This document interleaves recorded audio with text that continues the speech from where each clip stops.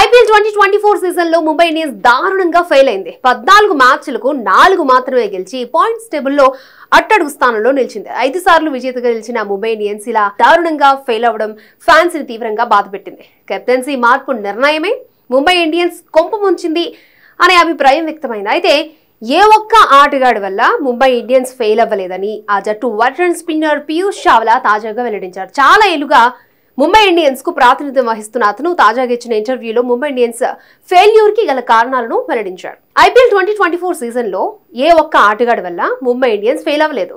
T20 cricket లో momentum అందుకోవడం చాలా ఇంపార్టెంట్. ఆ మొమెంటం మాకు దక్కలేదు. కొన్నిసార్లు ఇలా జరగడం కామన్. కేకేఆర్ కు లభించిన ఊపును మేము అందుకోలేకపోయాం. మొమెంటం లభించినప్పుడు పరిస్థితులన్నీ మనకు ప్రతికూలంగానే ఉంటాయి. అందుకే మాకు పరాజయాలు ఎదురయ్యాయి. పేపర్ పై మేము చాలా బలమైన జట్టుగా ఉన్నాం. అలాంటి టీం 10వ స్థానంలో నిలవడం అందరినీ షాక్ కి గురిచేసింది. ఆటగాళ్ల ఫెయిల్యూర్ కంటే మాకు లక్కు కలిసి రాలేదు.